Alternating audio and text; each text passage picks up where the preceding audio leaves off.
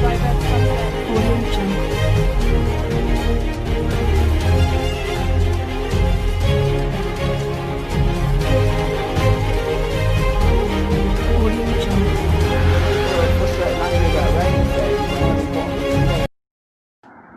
जय हिंद दोस्तों, मैं हूं तारिक राय। स्वागत है आप सभी का एक बार फिर से मेरे YouTube चैनल पॉलिटिकल विजन में। दोस्तों, आज हम चर्चा करेंगे मॉक टेस्ट के कुछ इम्पोर्टेंट क्वेश्चंस पर जो कि आपके DO की तरफ से जारी किए गए हैं। इसके साथ साथ हम इस वीडियो के अंतर्गत BA प्रोग्राम फाइनल ईयर के एग्ज़ाम्स के लिए कुछ इम्पोर्टेंट क्वेश्चंस पर चर्चा करेंगे। ठीक है, तो डियर स्टूडेंट्स, यह video BA programme and BA honours political science final year के सभी स्टूडेंट्स के लिए बहुत ही महत्वपूर्ण है। यदि आप मेरे साथ इस वीडियो के अंत तक बने रहते हैं तो आप सभी बेहतर तरीके से ओपन बुक एग्जामिनेशंस में हमें कैसे आंसर्स अटैम्प्ट करने हैं उनके बारे में अच्छे से समझ पाएंगे। इसके अलावा इस वीडियो के अंत में मैं आपको BA programme and BA honours political science के फाइनल ईयर के जो एग्ज़ाम्स में जो मोस्टली क्वेश्चंस पूछे जाते हैं उनके बारे में बताऊंगा। तो आप मेरे साथ इस वीडियो के अंत तक बने रहें ताकि आप एग्ज़ाम्स में अच्छे से अच्छे मार्क्स गेन कर सकें। तो डियर स्टूडेंट्स, आइए अब हम स्टार्ट करते हैं सबसे पहले मॉक टेस्ट के कुछ इम्पोर्टेंट क्वेश्चंस पर जो DO द्वारा जारी किए गए थे, जैसा कि सामने डिस्प्ले पर दर्शाया गया है। ठीक है डियर स्टूडेंट्स, ये question BA programme final year और BA honours political science final year के मॉक टेस्ट के एग्ज़ाम में पूछे गए हैं और अब हम विस्तार से इन क्वेश्चंस पर विचार विमर्श करेंगे। जैसा कि सामने आपको डिस्प्ले पर दर्शाया गया है। क्वेश्चन नंबर 1, अंतर्राष्ट्रीय संबंध के अध्ययन में निर्भरता सिद्धांत के उपागम का आलोचनात्मक मूल्यांकन या परीक्षण कीजिए। ये हमारा क्वेश्चन है जो कि आपके BA प्रोग्राम फाइनल ईयर के मॉक टेस्ट में पूछा गया था। और इस क्वेश्चन को लेकर मेरी जो काफ़ी स्टूडेंट से बात हुई है उन्होंने मुझे बताया कि सर क्वेश्चन काफ़ी हार्ड लग रहे हैं, या सर इन क्वेश्चंस के आंसर तो कहीं भी नहीं मिल रहे हैं, ना तो हमारे पास कोई मटेरियल है, ना हम नेट पर सर्च कर रहे हैं, गूगल पर सर्च कर रहे हैं, यूट्यूब पर सर्च कर रहे हैं, तो वहाँ पर हमें इन क्वेश्चंस के आंसर नहीं मिल रहे हैं। तो हम अभी तो हमारा मॉक टेस्ट है, काम चल जाएगा, लेकिन जब हमारा ओपन बुक एग्जामिनेशन होगा, जो हमारे फाइनल एग्ज़ाम्स कंडक्ट होंगे, तो हम इन क्वेश्चंस का रिप्लाई कैसे करेंगे। तो डियर स्टूडेंट्स, मेरे कहने का मतलब यह है कि काफ़ी स्टूडेंट्स मॉक टेस्ट और ओपन बुक एग्जामिनेशंस को लेकर टेंशन में हैं, या मैं ये कहूँ लगभग सभी स्टूडेंट्स काफ़ी ज़्यादा टेंशन में हैं। इसके साथ साथ एक बड़ी प्रॉब्लम यह है कि जो अभी तक हमारे हाल ही में 2 दिन मॉक टेस्ट हुए हैं, उन मॉक टेस्ट में काफ़ी स्टूडेंट्स ऐसे भी हैं जिनकी ये बड़ी प्रॉब्लम है कि सर हमारी साइट पर जो क्वेश्चन पेपर हैं वो डाउनलोड ही नहीं हो रहा है। ठीक है, इसके साथ साथ कि हमारे आंसर शीट जो है वो अपलोड नहीं हो पाई है। बहुत सारी प्रॉब्लम्स हैं। देखो डियर स्टूडेंट्स, मैं आपको बता दूं, अगर इस मॉक टेस्ट का रिज़ल्ट पॉजिटिव नहीं आता है तो मैं आपको बता दूं तो Delhi university open book examinations पर फिर से विचार विमर्श करेगी और यह भी पॉसिबल है कि आपके ओपन बुक एग्जामिनेशन कैंसिल कर दिए जाएं और आपको भी BA फर्स्ट ईयर और BA सेकेंड ईयर की तरह प्रमोट कर दिया जाए। खैर छोड़ो, ये तो दूर की बात है। अभी फ़िलहाल हम मॉक टेस्ट पर चर्चा करते हैं और उसके क्वेश्चंस जो आए हैं उनको एक बार ध्यान से देखते हैं। डियर स्टूडेंट्स, मेरा ऐसा मानना है कोई भी क्वेश्चन ऐसा नहीं है जिसे आप अटैम्प्ट नहीं कर सकते, बशर्ते कि आप उस क्वेश्चन को तरीके से समझने का प्रयास करें कि उस क्वेश्चन में क्या पूछा गया है, तभी आप उस आंसर को अच्छे से अटैम्प्ट कर पाएंगे।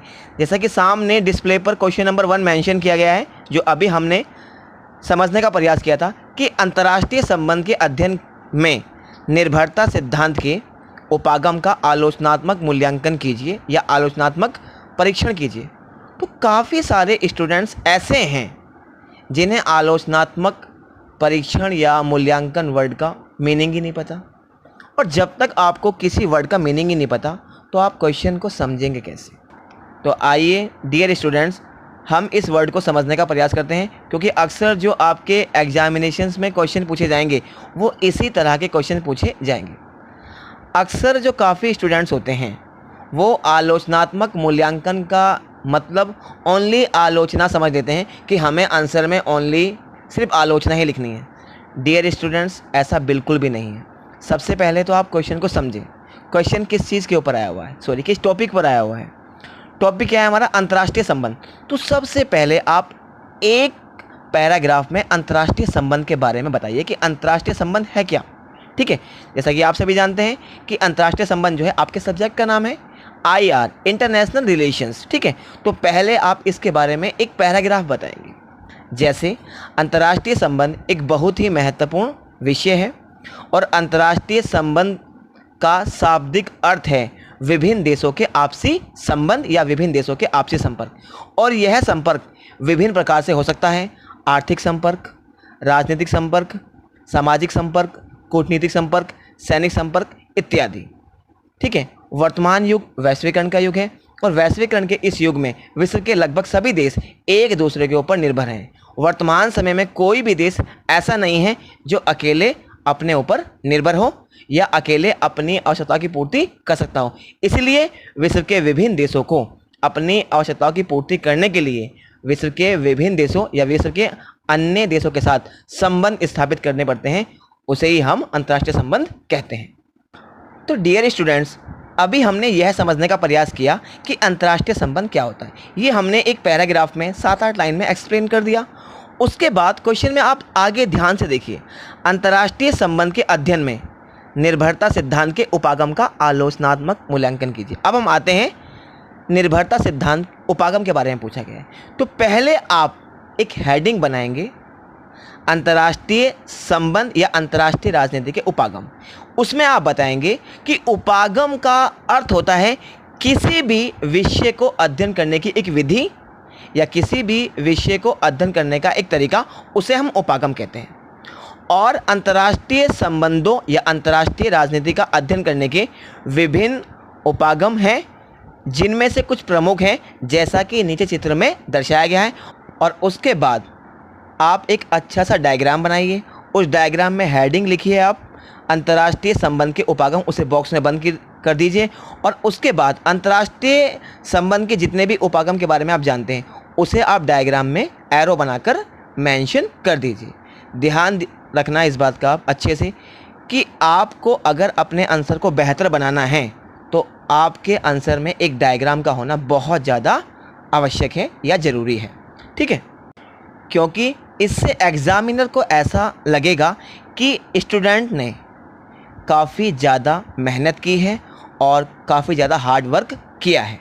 ठीक है, तो डियर स्टूडेंट्स ध्यान रहे, पहले हमने इंट्रोडक्शन किया, उसके बाद हमने डायग्राम बनाया, उसके बाद अब हम विस्तार से निर्भरता सिद्धांत के बारे में वर्णन करेंगे। ठीक है, तो अब हम बताएंगे निर्भरता सिद्धांत क्या है। इसके बारे में कम से कम आपको 3 या 4 पेज दिखने हैं। तो मैं आपको बता दूं, निर्भरता सिद्धांत को हम इंग्लिश में बोलते हैं डिपेंडेंसी थ्योरी, और यह थ्योरी या यह सिद्धांत प्रसिद्ध विद्वान आंद्रे गुंदर फ्रैंक द्वारा दिया गया था, जिन्होंने विकासशील देशों की अर्थव्यवस्था का अध्ययन करके इस सिद्धांत का विस्तार से वर्णन किया था। तो इसे हम विस्तार से एक्सप्लेन करेंगे। ठीक है, विस्तार से इसे हम एक्सप्लेन करने के बाद जो भी इसकी इस सिद्धांत की विशेषताएं हैं या महत्वपूर्ण बातें हैं या महत्वपूर्ण बिंदु हैं, उनके बारे में हम विस्तार से लिखेंगे और बताएंगे। उसके बाद उसका हम मूल्यांकन करेंगे। दोस्तों या मेरे डियर स्टूडेंट्स, मैं आपको बता दूं, जब भी किसी क्वेश्चन में आलोचनात्मक मूल्यांकन आएगा तो इसका मतलब होता है आपको उसका नेगेटिव पॉइंट और पॉजिटिव पॉइंट दोनों लिखना पड़ेगा। मतलब कहने का यह है कि पहले आप हेडिंग बनाएंगे निर्भरता सिद्धांत का महत्व, उसमें आप 4-5 पॉइंट मेंशन करेंगे। उसके बाद आप हेडिंग डालेंगे निर्भरता सिद्धांत की आलोचना, उसमें भी आप 4-5 पॉइंट मेंशन करेंगे। और उसके बाद फिर आप निष्कर्ष लिखेंगे और फिर आपका आंसर कंप्लीट हो जाएगा। निष्कर्ष के बाद आपको कुछ भी नहीं लिखना है, ये आप ध्यान रखें।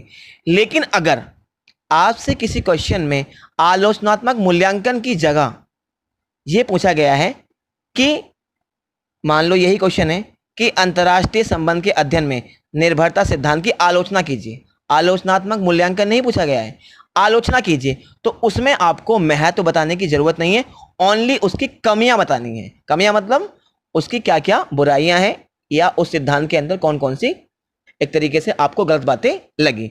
लेकिन इस बात का विशेष रूप से ध्यान रखें, जो मैंने आपको बताया पैटर्न आपका वही रहेगा कि पहले जिस पर क्वेश्चन पूछा गया है टॉपिक पर उसके बारे में इंट्रोडक्शन देना है, उसके बाद आपको एक डायग्राम बनाना है और फिर जो क्वेश्चन का मेन पार्ट है उसे अच्छे से डिस्क्राइब करना है, उसके बाद उसकी आलोचना करनी है, उसके बाद निष्कर्ष लिखना है।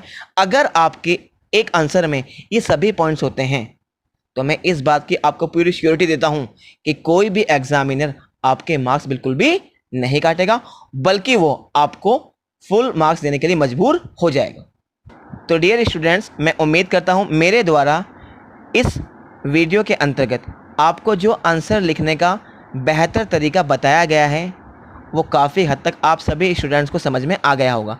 अगर फिर भी आपको समझ नहीं आया हो तो आपको मेरी इस वीडियो के डिस्क्रिप्शन बॉक्स में जाकर एक लिंक मिलेगा और उस लिंक को ओपन करने के बाद एक बेहतर आंसर कैसे लिखा जाता है उसे आप अच्छे से समझ सकते हैं। तो डियर स्टूडेंट्स, फर्स्ट क्वेश्चन को समझने के बाद अब हम सेकंड क्वेश्चन को समझने का प्रयास करेंगे, जो कि बीए प्रोग्राम फाइनल ईयर के मॉक टेस्ट के क्वेश्चंस पेपर में पूछा गया है। ठीक है, क्वेश्चन नंबर 2 जैसा कि सामने डिस्प्ले पर भी मेंशन हो रहा है, एक महत्वपूर्ण विश्वव्यापी सार्वभौमिक शक्ति के रूप में भारत का मूल्यांकन कीजिए। देखो फिर वही बात मैंने कहा था ना, अक्सर आपसे क्वेश्चन पूछे जाएंगे, मूल्यांकन कीजिए।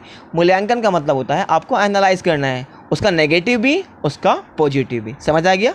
ठीक है, लेकिन कुछ वर्ड इतने हार्ड दे देते हैं एग्ज़ाम में, बच्चों को समझ नहीं आते, उनके सर के ऊपर से जाते हैं, इसलिए वो थोड़ा कंफ्यूज हो जाते हैं। ठीक है, तो डियर स्टूडेंट्स, मैं आपको एक बात समझाना चाहूँगा, यदि आपको कोई क्वेश्चन हिंदी में समझ नहीं आ रहा है तो प्लीज़ एक बार उस क्वेश्चन को इंग्लिश में ज़रूर पढ़ लीजिएगा ताकि आपको आसानी से समझ में आ सके।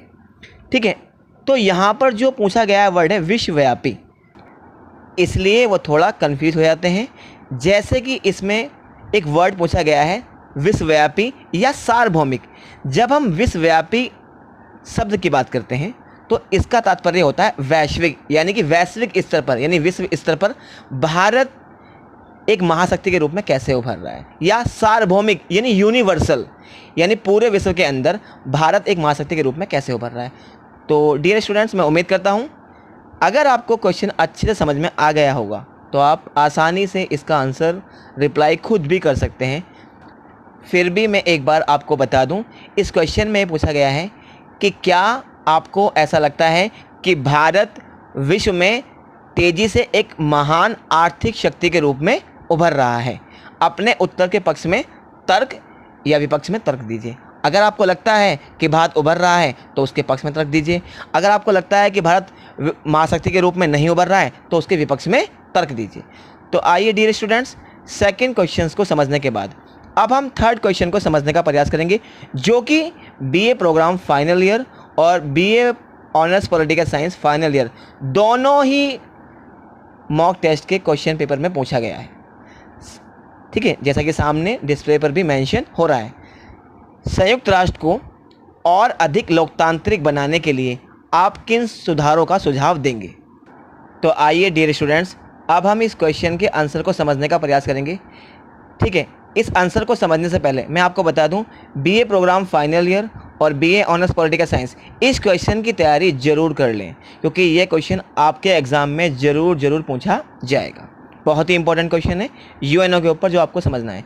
सबसे पहले इसमें हमें डायरेक्ट नहीं लिखना, जैसे मैंने अभी आपको बताया था फर्स्ट क्वेश्चन में कि डायरेक्ट आपको ये नहीं लिखना कि हमें यूएनओ को कैसे लोकतांत्रिक बनाना है।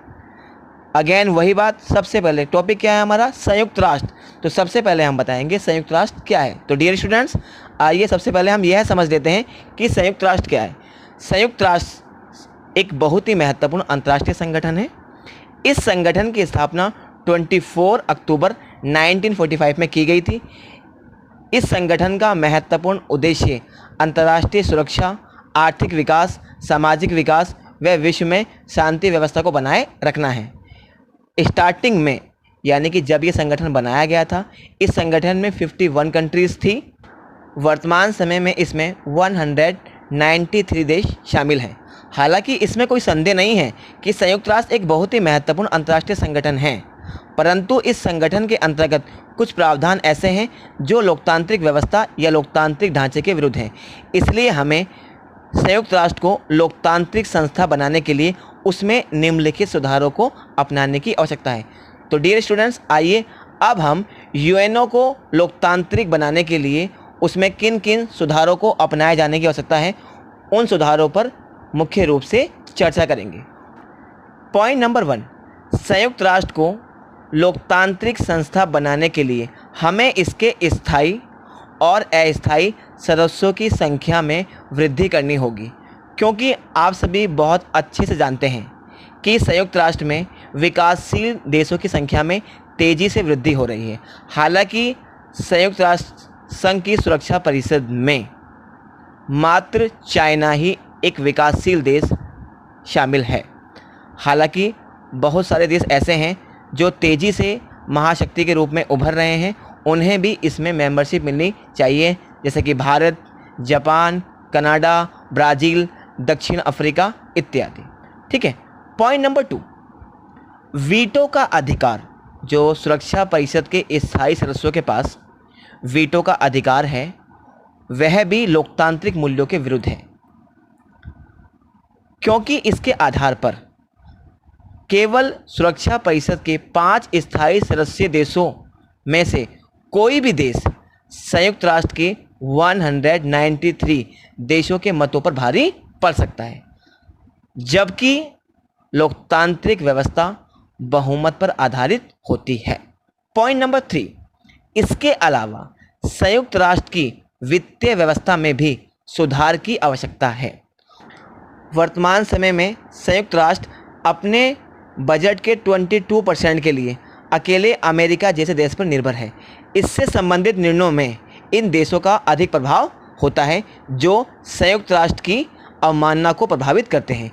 इसलिए संयुक्त राष्ट्र की वित्तीय व्यवस्था को भी लोकतांत्रिक बनाए जाने की आवश्यकता है। इसके साथ साथ इसमें आप अनेक सुधार जो आपको लगता है कि संयुक्त राष्ट्र में ये निम्नलिखित सुधार किए जाने चाहिए, उनको भी आप मेंशन कर सकते हैं। उसके बाद आप निष्कर्ष पर पहुंचेंगे और निष्कर्ष में लिखेंगे कि यदि हमें संयुक्त राष्ट्र को लोकतांत्रिक संस्था बनाना है तो उसमें हमें निम्नलिखित सुधारों पर विचार विमर्श करना होगा, तभी संयुक्त राष्ट्र एक वैश्विक सरकार की भूमिका निभा सकेगा। तो डियर स्टूडेंट्स, आज के लिए बस इतना ही। मैं उम्मीद करता हूँ मेरे द्वारा इस वीडियो के माध्यम से आपको मॉक टेस्ट और ओपन बुक एग्जामिनेशंस के जो क्वेश्चंस हैं उन्हें कैसे अटैम्प्ट करना है उसके बारे में जो समझाया गया है वो काफ़ी हद तक आपको समझ में आया होगा। इसके साथ साथ मैं आपको इस वीडियो के लास्ट में जो इम्पोर्टेंट क्वेश्चंस हैं बीए प्रोग्राम फाइनल ईयर के स्टूडेंट्स के लिए, जो आपके एग्ज़ाम्स के लिए काफ़ी ज़्यादा महत्वपूर्ण हैं और आपसे ओपन बुक एग्जामिनेशन में पूछे जा सकते हैं, उनको आप एक बार ध्यान से देख लेना और उन क्वेश्चंस पर आप तैयारी कर लेना, ताकि आप ओपन बुक एग्जामिनेशंस में अच्छे से अच्छे मार्क्स गेन कर सकें। यदि आपको मेरी वीडियो पसंद आई हो और अभी तक आपने मेरे चैनल को सब्सक्राइब नहीं किया हो तो प्लीज़ मेरे चैनल को लाइक कीजिए, शेयर कीजिए, सब्सक्राइब कीजिए और सबसे महत्वपूर्ण बात, बेल आइकन को दबाना ना भूलें, जिससे कि आपको मेरी नेक्स्ट वीडियो की नोटिफिकेशन मिलती रहे। तब तक के लिए जय हिंद, जय Bharat. Thank you very much.